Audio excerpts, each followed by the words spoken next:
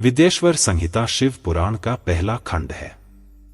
इस संहिता में भगवान शिव के महात्म्य, उनकी उपासना और भक्ति की महिमा का वर्णन किया गया है। विद्येश्वर संहिता में शिवलिंग की उत्पत्ति, उसकी पूजा विधि और शिव को प्रसन्न करने के उपायों का वर्णन मिलता है। इस संहिता में मुख्य रूप से शिवलिंग की स्थापना, उसकी पूजा पद्धति और व्रतोपवास के नियमों के बारे में विस्तार से बताया गया है। इसके अलावा इसमें शिव के विभिन्न रूपों, उनकी कृपा और भक्तों को दिए गए वरदानों का भी उल्लेख है। विद्येश्वर संहिता का अध्ययन करने से भक्तों को शिव की आराधना और उनके अनुग्रह को प्राप्त करने के मार्ग के बारे में गहन जानकारी मिलती है। पहला अध्याय, पापनाशक साधनों के विषय में प्रश्न। जो आदि से लेकर अंत तक विद्यमान हैं, नित्य मंगलमय हैं, जो आत्मा के स्वरूप को प्रकाशित करने वाले हैं, जिनके 5 मुख हैं और जो खेल खेल में जगत की रचना, पालन, सहार, अनुग्रह और तिरोभाव रूप 5 प्रबल कर्म करते हैं, उन सर्वश्रेष्ठ अजरमर उमापति भगवान शंकर का मैं मन ही मन चिंतन करता हूं।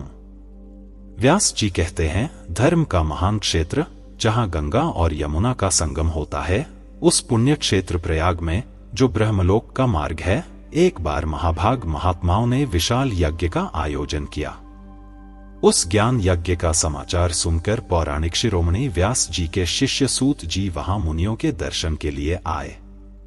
सूत जी का सभी मुनियों ने विधिवत स्वागत और सत्कार किया तथा उनकी स्तुति करते हुए हाथ जोड़कर उनसे कहा, हे सर्वज्ञ विद्वान रोमहर्षण जी, आप बड़े भाग्यशाली हैं। आपने स्वयं व्यास जी के मुख से पुराण विद्या प्राप्त की है। आप आश्चर्य स्वरूप कथाओं का भंडार हैं। आप भूत, भविष्य और वर्तमान के ज्ञाता हैं। हमारा सौभाग्य है कि आपके दर्शन हुए। आपका यहां आना निरर्थक नहीं हो सकता। आप कल्याणकारी हैं। उत्तम बुद्धि वाले सूत जी, यदि आपका अनुग्रह हो तो गोपनीय होने पर भी आप शुभाशुभ तत्व का वर्णन करें, जिससे हमारी तृप्ति नहीं होती और उसे सुनने की हमारी इच्छा बनी रहती है। कृपा कर उस विषय का वर्णन करें। घोर कलयुग आने पर मनुष्य पुण्य कर्म से दूर होकर कुव्यवहार में फंस जाएंगे। वे दूसरों की बुराई करेंगे, पराई स्त्रियों के प्रति आसक्त होंगे, हिंसा करेंगे, मूर्ख, नास्तिक और पशुबुद्धि वाले हो जाएंगे। सूत जी, कलयुग में वेद प्रतिपादित वर्ण आश्रम व्यवस्था नष्ट हो जाएगी।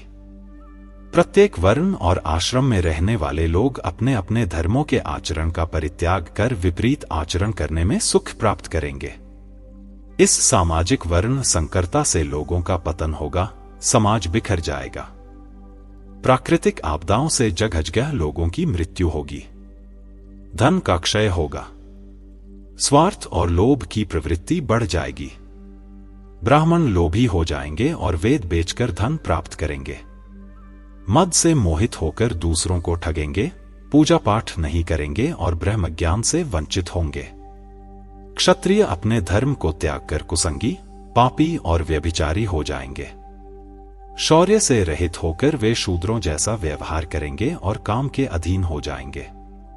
वैश्य धर्म से विमुख होकर संस्कार भ्रष्ट हो जाएंगे।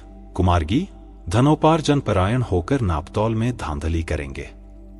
शूद्र अपना धर्म कर्म छोड़कर अच्छी वेशभूषा से सुशोभित होकर व्यर्थ घूमेंगे।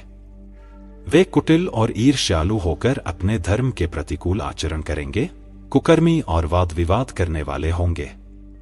वे स्वयं को कुलीन मानकर सभी धर्मों और वर्णों में विवाह करेंगे। स्त्रियां सदाचार से विमुख हो जाएंगी। वे अपने पति का अपमान करेंगी और सास ससुर से लड़ेंगी। मलिन भोजन करेंगी। उनका स्वभाव बहुत बुरा होगा। सूत जी, इस प्रकार जिनकी बुद्धि नष्ट हो गई है और जिन्होंने अपने धर्म का त्याग कर दिया है, ऐसे लोग लोक परलोक में उत्तम गति कैसे प्राप्त करेंगे? इस चिंता से हम सभी व्याकुल हैं। परोपकार के समान कोई धर्म नहीं है। इस धर्म का पालन करने वाला दूसरों को सुखी करता हुआ स्वयं भी प्रसन्नता अनुभव करता है। यह भावना यदि निष्काम हो तो कर्ता का हृदय शुद्ध करते हुए उसे परमगति प्रदान करती है। हे महामुने, आप समस्त सिद्धांतों के ज्ञाता हैं। कृपा कर कोई ऐसा उपाय बताइए जिससे इन सबके पापों का तत्काल नाश हो जाए। व्यास जी कहते हैं, उन श्रेष्ठ मुनियों की यह बात सुनकर सूत जी मन ही मन परम श्रेष्ठ भगवान शंकर का स्मरण करके उनसे इस प्रकार बोले। दूसरा अध्याय, शिव पुराण का परिचय और महिमा। व्यास जी कहते हैं, साधु महात्माओं, आपने बहुत अच्छी बात पूछी है। यह प्रश्न त्रैवर्णिक हित का है। आपके स्नेहपूर्ण आग्रह पर गुरुदेव व्यास का स्मरण करके मैं समस्त पाप राशियों से उद्धार करने वाले शिव पुराण की अमृत कथा का वर्णन कर रहा हूं। यह वेदांत का सार स्वरूप है, परलोक में परमार्थ को देने वाला है और दुष्टों का विनाश करने वाला है। इसमें भगवान शिव के उत्तम यश का वर्णन है। धर्म, अर्थ, काम और मोक्ष जैसे पुरुषार्थों को देने वाला यह पुराण अपने प्रभाव की दृष्टि से वृद्धि और विस्तार को प्राप्त हो रहा है। शिव पुराण के अध्ययन से कलयुग के सभी पापों में लिप्त जीव उत्तम गति को प्राप्त होंगे। इसके उदय से ही कलयुग के उत्पात शांत हो जाएंगे। शिव पुराण को वेद के समान माना जाता है। इसका प्रवचन सर्वप्रथम भगवान शिव ने ही किया था। इस पुराण के 12 खंड या भाग हैं। ये 12 संहिताएं हैं।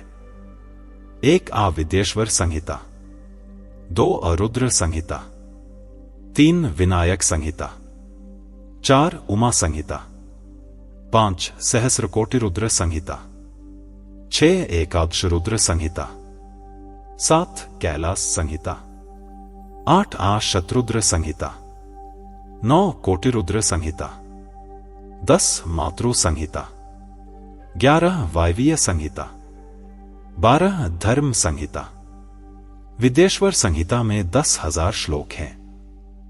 रुद्र संहिता, विनायक संहिता, उमा संहिता और मातृ संहिता प्रत्येक में 8-8 हजार श्लोक हैं। एकादश रुद्र संहिता में 13,000, कैलाश संहिता में 6,000, शत्रुद्र संहिता में 3,000, कोटिरुद्र संहिता में 9,000, सहस्र कोटिरुद्र संहिता में 11,000, वायवीय संहिता में 4,000 और धर्म संहिता में 12,000 श्लोक हैं। मूल शिव पुराण में कुल 1,00,000 श्लोक हैं, परंतु व्यास जी ने इसे 24,000 श्लोकों में संक्षिप्त कर दिया है। पुराणों की क्रम संख्या में शिव पुराण चौथे स्थान पर आता है, जिसमें 7 संहिताएं हैं। पूर्वकाल में भगवान शिव ने 100 करोड़ श्लोकों का पुराण ग्रंथित किया था। सृष्टि के आरंभ में निर्मित यह पुराण साहित्य अधिक विस्तृत था। द्वापर युग में द्वैधायन आदि महर्षियों ने इसे 18 भागों में विभाजित कर 4,00,000 श्लोकों में संक्षिप्त कर दिया। इसके बाद व्यास जी ने इसे 24,000 श्लोकों में प्रस्तुत किया। यह वेद तुल्य पुराण विद्येश्वर संहिता, रुद्र संहिता, शत्रुद्र संहिता, कोटिरुद्र संहिता, उमा संहिता, कैलाश संहिता और वायवीय संहिता नामक 7 संहिताओं में विभाजित है। यह 7 संहिताओं वाला शिव पुराण वेद के समान प्रामाणिक और उत्तम गति प्रदान करने वाला है। इस निर्मल शिव पुराण की रचना भगवान शिव द्वारा की गई है और इसका संक्षेप में संकलन करने का श्रेय व्यास जी को जाता है। शिव पुराण सभी जीवों का कल्याण करने वाला है, सभी पापों का नाश करने वाला है और सत्पुरुषों को कल्याण प्रदान करने वाला है। यह अद्वैत ज्ञान और निष्कपट धर्म का प्रतिपादन करता है। शिव पुराण श्रेष्ठ मंत्र समूहों का संकलन है और सभी के लिए शिवधाम की प्राप्ति का साधन है। समस्त पुराणों में सर्वश्रेष्ठ शिव पुराण ईर्ष्या रहित अंतःकरण वाले विद्वानों के लिए जानने की वस्तु है। इसमें परमात्मा का गान किया गया है। इस अमृतमय शिव पुराण को आदर से पढ़ने और सुनने वाला मनुष्य भगवान शिव का प्रिय होकर परमगति को प्राप्त कर लेता है। तीसरा अध्याय, श्रवण, कीर्तन और मनन साधनों की श्रेष्ठता। व्यास जी कहते हैं, सूत जी के वचनों को सुनकर सभी महर्षि बोले, भगवान, आप वेद तुल्य, अद्भुत और पुण्यमय शिव पुराण की कथा सुनाइए। सूत जी ने कहा, महर्षिगण, आप कल्याणमय भगवान शिव का स्मरण करके वेद के सार से प्रकट शिव पुराण की अमृत कथा सुनिए। शिव पुराण में भक्ति, ज्ञान और वैराग्य का गान किया गया है। जब सृष्टि आरंभ हुई तो 6 कुलों के महर्षि आपस में वाद विवाद करने लगे कि कौन सी वस्तु उत्कृष्ट है और कौन सी नहीं। जब यह विवाद बड़ा रूप धारण कर लिया तो सभी अपनी शंका के समाधान के लिए सृष्टि की रचना करने वाले अविनाशी ब्रह्मा जी के पास गए और हाथ जोड़कर कहने लगे, हे प्रभु, आप संपूर्ण जगत को धारण करने वाले और उसका पोषण करने वाले हैं। प्रभु, हम जानना चाहते हैं कि संपूर्ण तत्वों से परे परात्पर पुराण पुरुष कौन है। ब्रह्मा जी ने कहा, ब्रह्मा, विष्णु, रुद्र और इंद्र आदि से युक्त संपूर्ण जगत समस्त भूतों और इंद्रियों के साथ पहले प्रकट हुआ है। वे देव महादेव ही सर्वज्ञ और संपूर्ण हैं। भक्ति के माध्यम से ही इनका साक्षात्कार होता है। अन्य किसी उपाय से इनका दर्शन संभव नहीं है। भगवान शिव में अटूट भक्ति मनुष्य को संसार बंधन से मुक्ति दिलाती है। भक्ति से उन्हें देवता का कृपा प्रसाद प्राप्त होता है। जैसे अंकुर से बीज और बीज से अंकुर उत्पन्न होता है, वैसे ही भगवान शंकर का कृपा प्रसाद प्राप्त करने के लिए आप सब ब्रह्मर्षि धरती पर सहस्रों वर्षों तक चलने वाले विशाल यज्ञ करें। यज्ञपति भगवान शिव की कृपा से ही विद्या के सारतत्व साध्य साधन का ज्ञान प्राप्त होता है। शिवपद की प्राप्ति साध्य है और उनकी सेवा ही साधन है। जो मनुष्य बिना किसी फल की कामना किए उनकी भक्ति में डूबे रहते हैं, वही साधक हैं। कर्म के अनुष्ठान से प्राप्त फल को भगवान शिव के श्री चरणों में समर्पित करना ही परमेश्वर की प्राप्ति का उपाय है और यही मोक्ष प्राप्ति का एकमात्र साधन है। साक्षात महेश्वर ने ही भक्ति के साधनों का प्रतिपादन किया है। कान से भगवान के नाम, गुण और लीलाओं का श्रवण, वाणी द्वारा उनका कीर्तन तथा मन में उनका मनन शिवपद की प्राप्ति के महान साधन है और इन साधनों से ही संपूर्ण मनोरथों की सिद्धि होती है। जिस वस्तु को हम प्रत्यक्ष अपनी आंखों के सामने देख सकते हैं, उसकी तरफ आकर्षण स्वाभाविक है। परंतु जिस वस्तु को प्रत्यक्ष रूप से देखा नहीं जा सकता, उसे केवल सुनकर और समझकर ही उसकी प्राप्ति के लिए प्रयत्न किया जाता है। अतः श्रवण पहला साधन है। श्रवण द्वारा ही गुरु मुख से तत्व को सुनकर श्रेष्ठ बुद्धि वाला विद्वान अन्य साधनों की शक्ति और सिद्धि प्राप्त करने का प्रयास करता है।